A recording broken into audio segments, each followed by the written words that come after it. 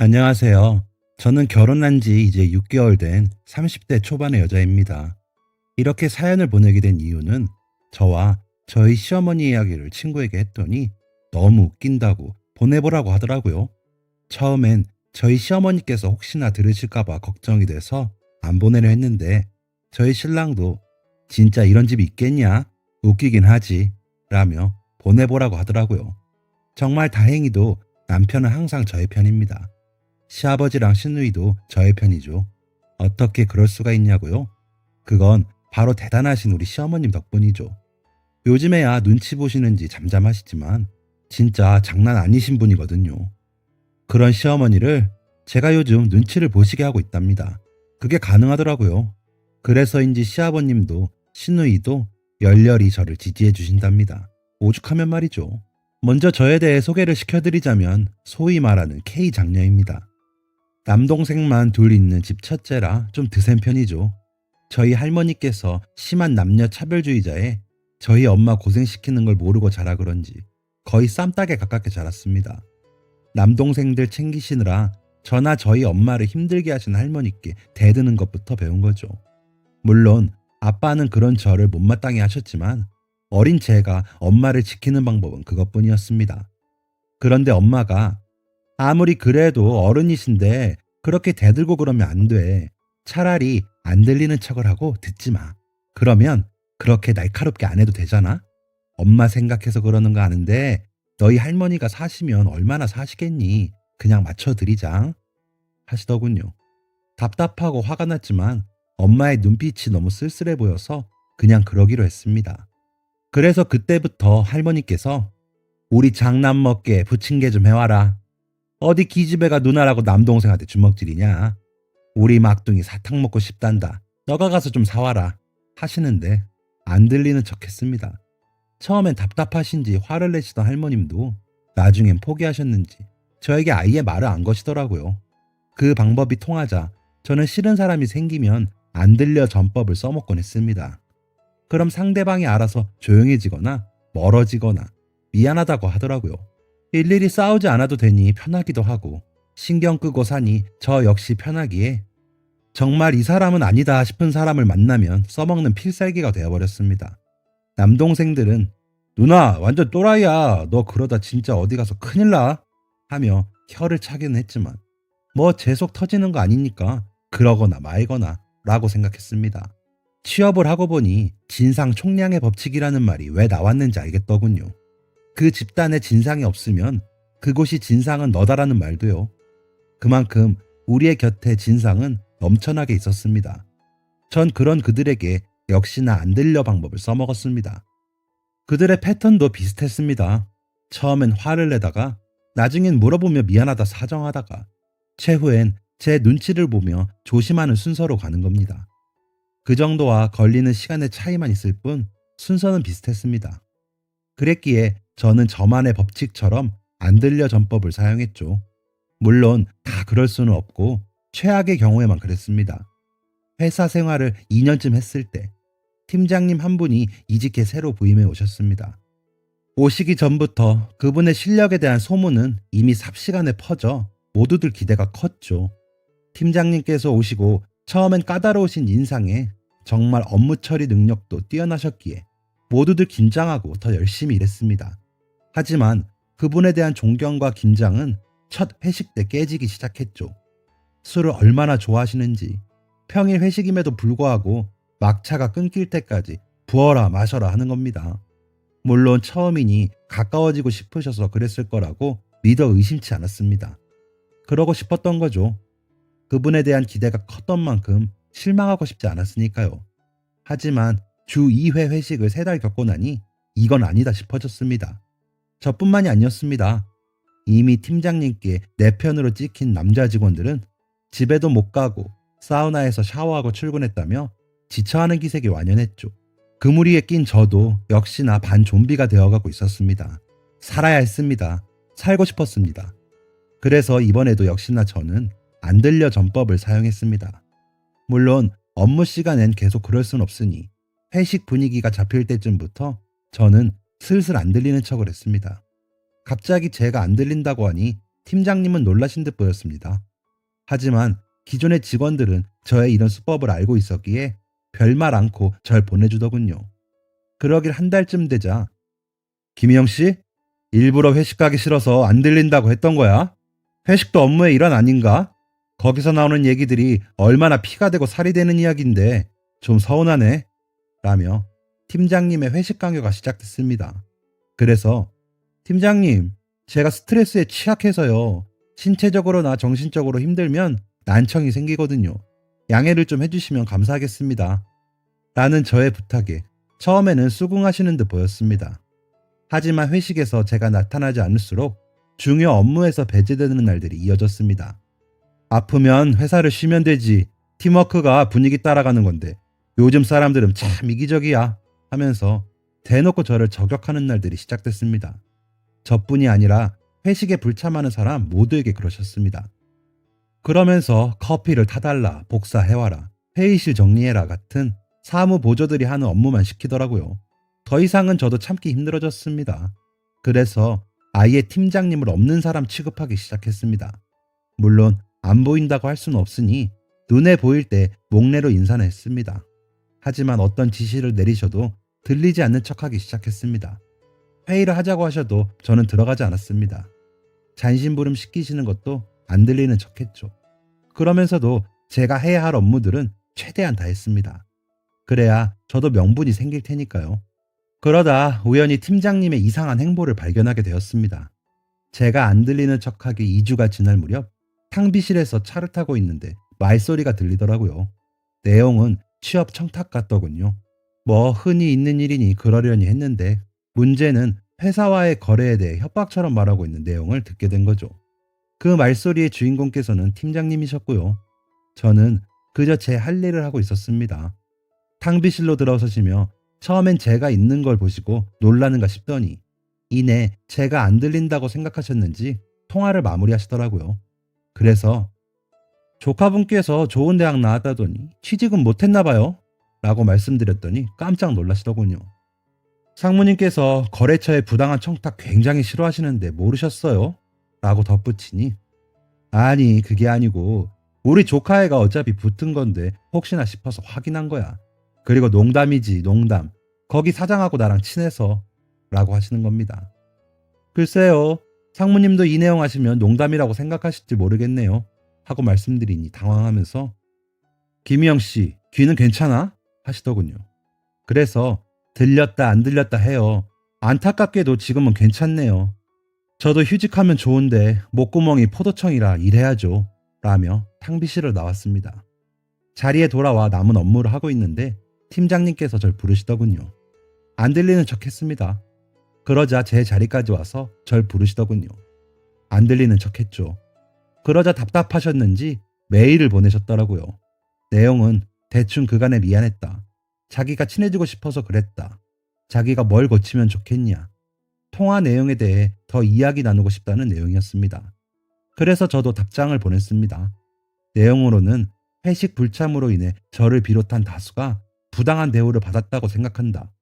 그래서 귀는 상태가 더 안 좋아지고 있다.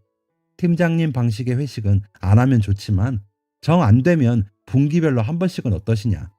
그리고 통화 내용은 상무님께서 아시는 게 맞는 거 아니냐.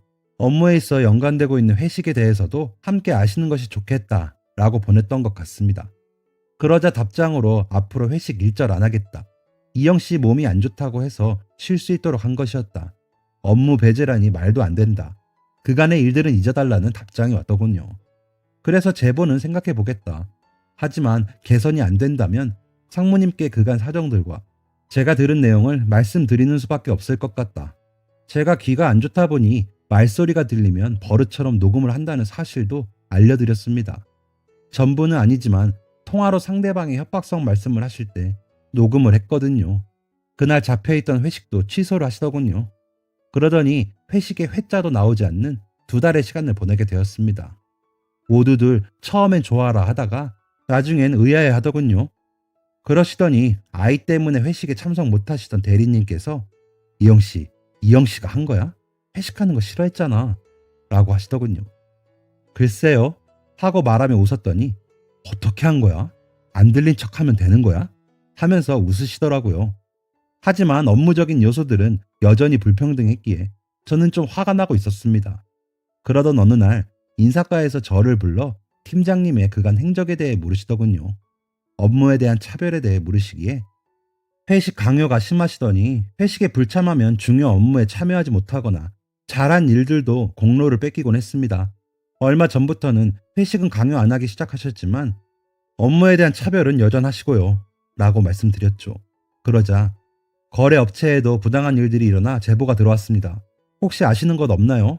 하시기에 녹음한 내용을 들려드릴까 하다가 거기까지는 하고 싶지 않았습니다.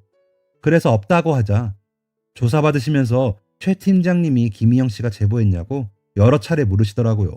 그래서 결정적인 자료가 있으신가 했습니다. 하더라고요. 그래서 이런 거 말씀하시나요?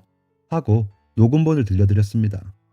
자칫 저까지 엮어서 이 인간이 말을 만들겠구나 싶었거든요.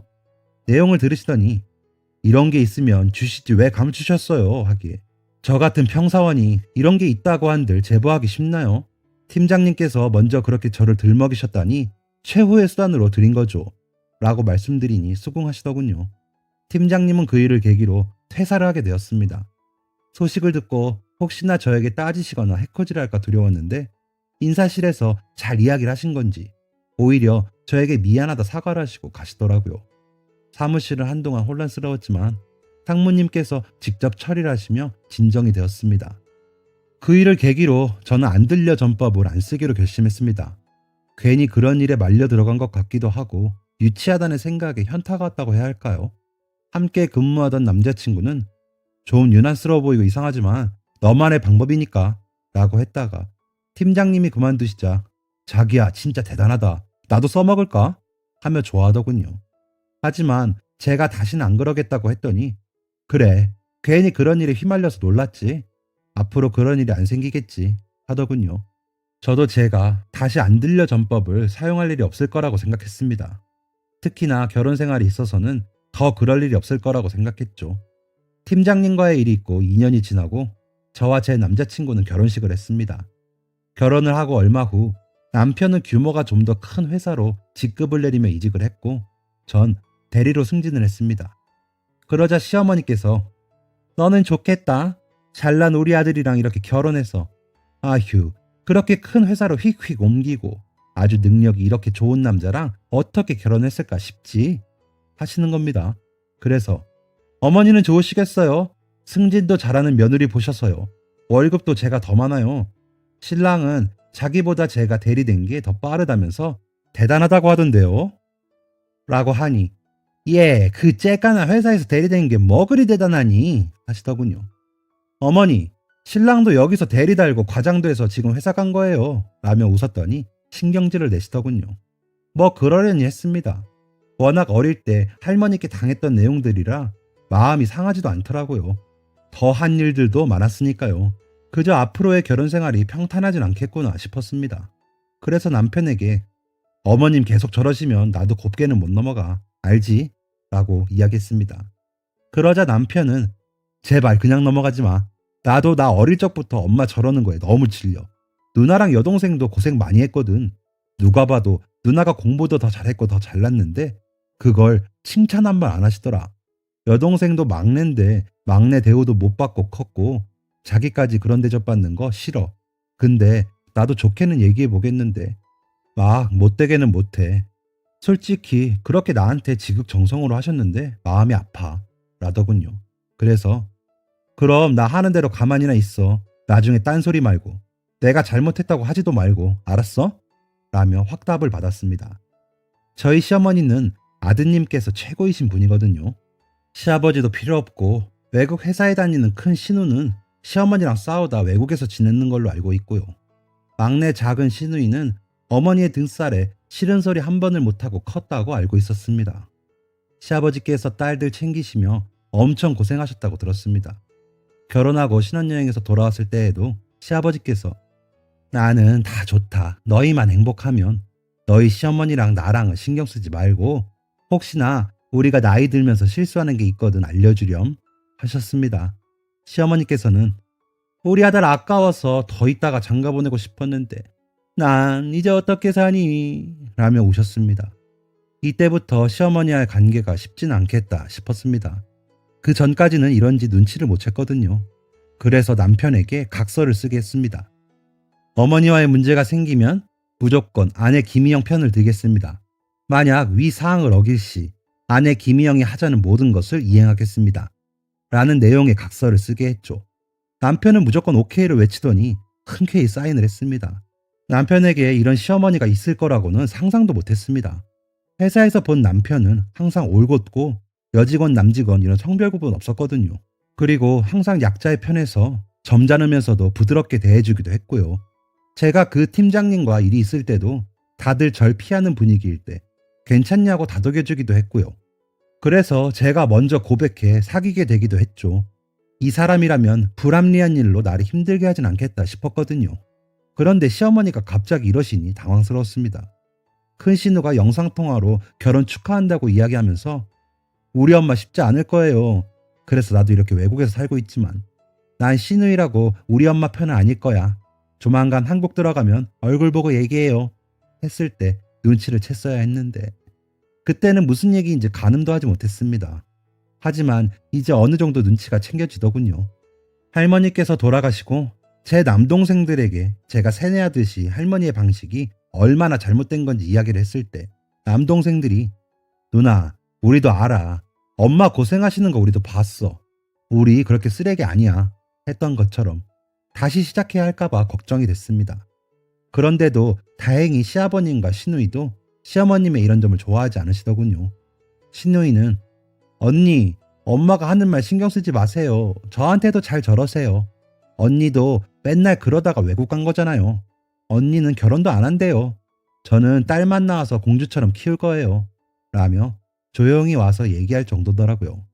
그래서 남편에게 물어봤습니다. 아니, 다른 식구들은 안 그런데 어머님은 왜 남녀 차별이 심하신 거야? 라고요. 그랬더니 내가 이모만 6이야. 알지? 7자매 중에 우리 엄마가 막내잖아. 외할머니께서 왜 너까지 딸이냐고 엄청 구박하셨대. 뭐 다른 이모들도 마찬가지였겠지. 그런데 우리 아빠랑 결혼하고 보니 우리 친할머니가 엄청 부드러우시고 좋으시더래. 그때 느끼셨다 하더라. 아들 가진 엄마는 여유가 있어서 저럴 수 있다고. 사실 우리 친할머니는 아들이건 딸이건 아무 상관없으셨는데 우리 아버진 남자 형제만 넷이시거든. 그래서 며느리들한테도 한 번도 힘들게 하신 적이 없어. 얼마나 좋으셨다고. 외할머니께서 돌아가시면서까지 내가 아들이 없어서 상주는 누가 하나 하면서 돌아가셨거든. 그때 우리 엄마가 아들에 대한 집착 같은 게 생기셨나 봐 라고 답하더라고요. 저희 할머니도 아들이 귀한 집에서 태어나셔서 아들이 귀한 집으로 시집을 와서 저희 아버지를 낳으시고 흰 쌀밥 드셨다고 하시며 저희 아버지를 엄청 귀하게 여기셨거든요. 비슷한 맥락의 이야기로 느껴져 안타까우면서도 화가 났습니다. 그래도 그때는 그랬지라고 하시면 할 말은 없지만 그러한 이유로 부당한 대우를 받고 싶진 않았습니다. 어릴 때 할머니에게 받던 차별 때문에 아팠던 마음이 다시 기억나는 것 같았거든요. 그래서 다시 그 반항심이 고개를 들며 나타나는 것 같았습니다. 그렇게 남편에게 다짐을 받고 그렇게 결심을 했는데도 시어머님의 행동에 의연할 순 없었습니다. 하지만 뭐 이 정도쯤이야 싶어 눈에는 눈, 이에는 이 방식으로 대응해드렸죠. 한 번은 시댁에 도착하니 마늘을 잔뜩 펼쳐놓고 까자고 하시더라고요. 그래서 묵묵히 까고 있는데 남편이 눈치가 보였는지 같이 하자며 함께하고 있었습니다. 그러자 시어머니는 넌 이런 거 못하잖아. 가서 쉬어. 이거 얼마나 한다고. 라고 하시더군요. 그래서 저도 일어나면서 어머니 저녁을 시켜 먹을까 봐요. 했더니 넌 왜 일어나니? 하시더라고요. 저도 이런 거 잘 못하거든요. 쉬고 싶기도 하고요. 어제 너무 힘들게 일했더니 피곤하네요. 라며 웃어드리고 남편 방에 가서 누웠습니다. 그러자 저희 시아버지는 그럼 우리 며느리도 일하러 다니느라 힘들지. 이거 치워놨다가 애들 가면 합시다. 에휴 갑자기 왜 이런 마늘을 샀어? 원래는 다 까져 있는 거 사면서 하시더군요.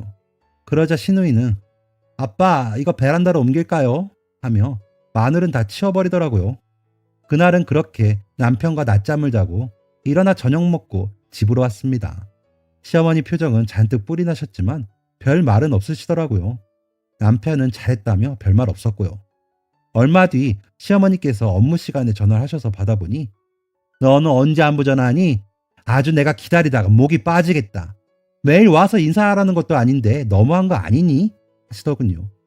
바쁜데 겨우 짬을 내어 받은 전화였는데 그렇게 말씀하시니 욱하더군요. 그래서 알겠습니다 하고 끊었습니다. 그리고 다음날 새벽 4시 30분에 알람을 맞춰 놓았다가 어머니께 전화를 드렸습니다. 어머니, 제가 회사에 출근했다가 퇴근하고 저녁 먹고 하면 정신이 없어서요. 지금밖에 시간이 안 될 것 같아요. 오늘도 즐거운 하루 되세요. 하고 전화를 끊었습니다. 시어머니는 잠결에 놀라셨는지 그래, 그래 라며 잠긴 목소리로 받으시더군요. 그리고 그 다음 날도 계속 전화했습니다. 한 일주일 했더니 예, 아무리 그래도 이 시간은 너무한 거 아니니? 너 때문에 이 시간에 일어나면 내가 잠을 못 자. 아주 너무 피곤해 하시더군요. 그래서 어머, 그러셨어요? 저는 지금 일어나서 운동하고 출근하거든요. 어머니가 하도 여자는 부지런해야 한다고 하셔서 이 시간에 일어나시는 줄 알았어요. 했죠. 그랬더니 난 이 시간에 자니까 전화하지 말아라 하시기에 어머니, 그럼 전 이 시간밖에 시간이 안 돼서요. 안부 전화는 못 드리겠어요. 라고 말씀드리니 아휴, 알았다. 알아서 해. 라며 전화를 끊으시더군요. 그런 통화 내용을 듣던 남편은 자던 중에도 웃더니 우리 엄마 또 한 방 먹었네 하더군요. 남편은 웃었지만 저는 속이 상했죠. 자꾸 별거 아닌 걸로 저를 들들 볶으시니까요. 또 한 번은 주방 일을 저에게만 시키시기에 여보, 와서 좀 도와줄래? 숟가락만 놓으면 될 것 같아요. 라고 하니 너는 나이도 어린 내가 왜 그렇게 신랑을 못 시켜 먹어서 그러니? 하시더군요. 그럼 나이 순으로 일하는 거면 아가씨가 다 해야 되는 거 아니에요? 부부끼리 그런 게 어딨어요. 맞벌이에 월급도 제가 더 많은데 라고 하자 너는 그 말대답 이라며 흥분하시더라고요. 그래서 어머니, 정말 제가 말대답하는 걸로밖에 안 보이세요? 어머니 이러시는 거 요즘 사람들 다 싫어해요. 전화 되니까 대꾸라도 해드리고 말씀드리는 거예요. 고치셔야 되는 건 얼른 고치셔야죠. 라며 웃으며 말씀드렸습니다. 그랬더니 얘가 진짜 끝까지 야, 나가! 가! 하시기에 네, 안녕히 계세요. 라고 옷 챙겨 나왔습니다. 물론 남편은 얼른 제 옆에서 엄마, 갈게요. 하더니 나오고요. 그렇게 집으로 왔더니 어머니가 전화하셔서는 야, 가란다고 진짜 가니? 그리고 갈 거면 너 혼자 가지. 내 아들을 왜 데려가? 라고 하셔서 어머니가 가라고 하셔서 나온 건데 그렇게 말씀하시면 어떡해 해요. 그리고 신랑은 본인이 그냥 저 따라 나온 거예요. 제가 가자고 한 거 아니고요. 신랑 바꿔드려요. 라고 했죠. 그랬더니 됐어. 너 아주 그러다 시부모 안 보고 산다고 하겠다. 라고 하시기에 에이, 제가 또 그러진 않죠. 어머니 말씀 잘 따르라 그래서 그대로 한 건데 자꾸 뭐라고 하시면 좀 서운해요. 라고 했더니 아유, 진짜 라더니 전화를 끊으시더군요. 그렇게 전화를 끊고 나서 자기야, 아무 말도 안 하면서 기다려주는 것도 고마운데 당신 엄마니까 당신이 얘기 좀 해. 라고 남편에게 했더니 알았어. 나도 얘기하기는 해. 그런데 그때마다 자기한테 더 전화하시는 걸 어떻게 해. 우리 엄마 고집을 누가 꺾냐. 당신이나 되니까 그 정도 할 수 있는 거야. 하더군요. 부글부글 올라왔지만 그래도 아직은 웃으며 말할 수 있으니 참아보자 싶었습니다. 그러다 일이 터졌죠. 아버님이 은퇴를 하시고 그래도 손 놀리는 거 싫다고 하시면서 청소일을 시작하셨습니다. 어머님도 함께 다니신다고 하시더라고요. 그래서인지 한동안은 집으로 오라는 말씀도 없으셨고 연락도 뜸하시더군요. 그러려니 했죠. 두 분이 운동도 될 겸 다니시는 거라고 하셨으니 크게 생각하지도 않았고요.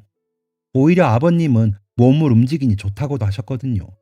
그런데 어머님이 허리도 너무 아프고 힘들어서 못하겠어. 그런데 또 벌다가 못 벌면 그렇잖아. 생활비가 달라지니까 너 월급 얼마 받니? 하시는 겁니다. 어머님, 제 월급은 왜요? 그건 저희 엄마도 모르시는데 저 일 그만두면 어머님이 그만큼 주시게요? 하고 여쭤보니 예, 니네가 이제는 용돈 좀 줘야지. 언제까지 우리가 벌었으니. 너희 시아버지께서도 아프신데 억지로 나가시는 거지. 청소가 보통 일인 줄 아니? 라는 겁니다. 저희 반반 결혼했고 각자 부모님께 손 안 벌리고 대출 꽉 채워받아 전세 살고 있어 아기도 아직 못 갖고 있는데 부모님 용돈이라니요. 가당치도 않는 말씀이라. 어머니, 저희도 힘들어요. 제 친구들은 시부모님이 집해 주셔서 다 회사 그만두고 애 보는데 저는 애도 못 갔잖아요. 그리고 용돈은 어머님만 드려요. 저희 부모님까지 드리려면 저희 대출은 언제 갚아요? 라며 더 우는 소리를 했습니다. 그러자 너 아주 웃긴다. 내 아들 버는 돈으로 너희 부모님 용돈 주겠다는 소리가 나오니? 아주 친정에 다 빼돌리겠다 하시며 또 방방 뜨시더라고요. 어머니, 저희 결혼할 때 아무것도 안 해주셨으면서 그럼 어머님만 용돈을 받으시겠다는 거예요? 저희 친정 부모님께서는 그래도 남편 시계랑 정장도 해주셨는데 어머님께서는 반지 하나도 안 해주셨는데요. 당연히 저희 부모님도 드려야죠. 라고 했더니 아우 몰라 난 그런 거 모르겠고 아무튼 너희가 용돈 주는 걸로 알고 끊는다 하면서 전화를 끊으시더라고요. 아 진짜 짜증과 분노가 머리부터 발끝까지 휘감아돌아 폭발하기 직전이었습니다. 남편에게 이야기했죠. 남편은 곤란해하더니 언젠가는 일어날 일이긴 한데 아직 좀 무리지. 아 진짜 근데 자기야 나 진짜 미안한데 이번 일은 자기가 좀 해결해주면 안 될까? 내가 나서서 말씀드리긴 좀 죄송해서 대신 나는 자기가 하자는 대로 다 맞춰서 맞장구는 칠게 라더군요. 아니 여보 자기네 부모님이잖아. 진짜 내가 어떻게 해? 라고 하다가 잊었던 그 방법이 생각났습니다. 안 들려 전법. 그래서 남편에게 진짜 나 하자는 대로 하는 거야. 나중에 딴소리 하지 마. 라며 의견을 맞춰 놓았습니다. 팀장님과의 일이 다시 생각나 그렇게까지는 하지 말까 싶다가도 이번에 시어머님께 꺾이면 이대로 평생 일해야 한다는 생각에 크게 결심했습니다. 다음날 시어머니께 다시 전화가 오더군요. 얘 언제부터 입금할 거니? 돈이 들어와야 너희 시아버지도 일을 그만두실 거 아니야 하시기에 여보세요? 여보세요? 어머니 안 들려요? 여보세요? 하며 여보세요? 어머니 안 들려요. 어머니 말씀하세요 하다가 끊어버렸죠. 다시 저녁이 되자 휴대전화 화면에 아버님이라며 이름이 뜨기에 어머님이라는 것을 알았습니다. 야, 안 들려? 하시기에 여보세요? 아버님, 아버님, 안 들려요. 어떻게 해요? 하면서 우는 소리를 하면서 남편을 바꿔줬습니다. 그러자 남편이 엄마, 애한테 도대체 뭐라고 한 거예요? 갑자기 소리가 안 들린대요. 병원 가봐야 할 것 같아요. 엄마가 스트레스 줘서 그런 거 아니야. 그러니까 내가 좀 내버려두라고 했잖아요. 이제 어쩔 거야. 라며 화를 내고 전화를 끊었습니다. 다음날 저녁 어머님과 아버님이 오셨더군요. 저는 계속 안 들리는 척했죠. 일부러 목소리 크게 하며 오셨어요? 안 들려서 대답을 못해요. 라고 인사만 했습니다. 그러자 어머님께서는 이리저리 제 뒤에서 박수를 쳐보시며 안 들리냐고 하시더군요. 아버님께서 그런 어머니를 보시며 그만해. 애가 아픈데 이게 무슨 짓이야. 어른이 채신 없이. 얼마나 답답하겠어? 사돈 어른들은 아시니? 정말 면목이 없구나. 하시며 어쩔 줄 몰라 하시더군요. 그런 말까지 안 들리는 척 해야 하니 저도 답답했습니다. 하지만 이겨내야만 했습니다. 그런데 갑자기 제 귀에 손을 대고 모아서는 야! 하면서 크게 소리를 치시더군요. 위기였지만 안 들려 전법이 제가 몇 년이겠습니까? 오히려 시어머니가 거기 계셨다는 걸 몰랐다는 듯이 밀면서 넘어졌습니다. 그러면서 놀랐다는 듯이 표현하면서 말도 못하는 척하기 시작했습니다. 하면서요. 어머, 진짜로 안 들리나 봐. 이제 말도 못해? 저런 병 있는 거 알았니? 얘 이거 사기 결혼 아니니? 남편에게 말하시더군요. 그러자 남편은 엄마 때문에 스트레스 받아서 그런 건데 무슨 사기 결혼이야. 진짜 나 장인어른이랑 장모님 어떻게 봐. 진짜 왜 그래. 그럴 거면 가셔요. 오지 마. 당분간 우리 연락도 말고 알아서 살아. 라며 화를 내더군요. 어머, 내가 넌 어떻게 키웠는데 어쩜 그렇게 말하니. 그래, 이제 너 안 사람만 중하고 부모는 필요 없다 이거지. 부모 용돈 주는 게 그렇게 아까워서 스트레스 받을 일이야? 정신 차리라고 따귀를 때려도 모자라고만 편을 들어? 라고 하시는데도 저는 안 들리는 척 입모양만 보면서 관찰한 척 했습니다.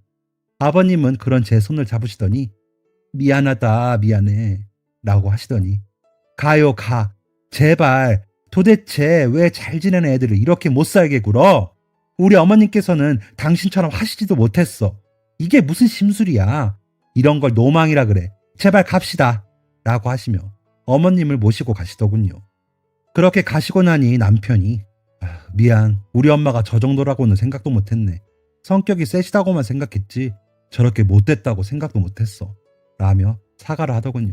그래서 이제라도 알아서 다행이다. 그래도 난 아직 꺾을 생각 없어. 어머님도 그래 보이시고 나 더 할 거니까 그런 줄 알아. 라고 이야기하니 남편은 고개만 끄덕이며 한숨을 쉬더군요. 그렇게 3일이 지났을 즈음 토요일 아침이라 늦잠을 자는데 아침부터 신우에게 전화가 왔습니다. 오빠! 엄마가 쓰러져서 지금 병원으로 가고 있어. 라면서요. 저희 집에 다녀가신 후에 알아놓으셨답니다. 식사도 안 하시고 앓는 소리만 내시다가 아침에 화장실 다녀오시면서 쓰러지셨답니다. 시아버지와 시누이가 병원으로 모시고 가고 있다는 겁니다. 그래서 여기서 흐트러지면 안 된다고 다짐을 하고 갔습니다. 도착해보니 시어머니는 주무시고 계시고 시아버지와 시누이는 의사 선생님과 얘기 중이더군요.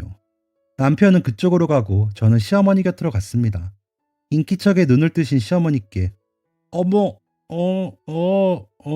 해가며 몸짓을 하니 어머니가 가만히 절 보시더군요. 그러시더니 우시면서 예, 이제 내가 안 그럴게. 미안하다. 그동안에 아들만 보고 살다가 며느리 보니 괜히 심술이 나서 그랬는데 생각해보니 너도 오죽하면 그렇겠냐 싶더라. 미안하다. 내가 미안해.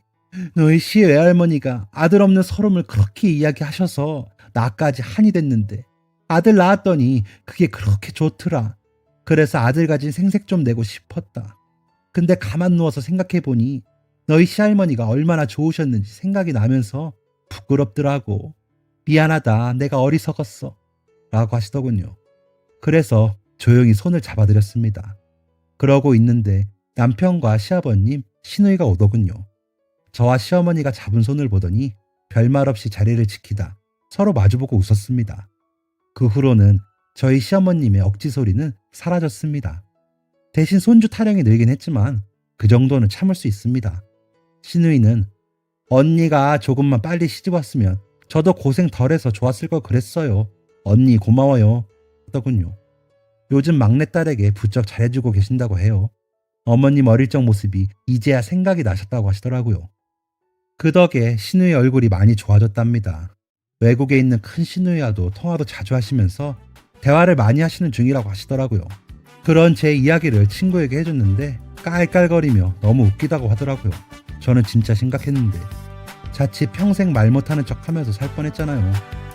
이제는 진짜 다시는 안 들려 전법 안 쓰고 살고 싶습니다. 제발요.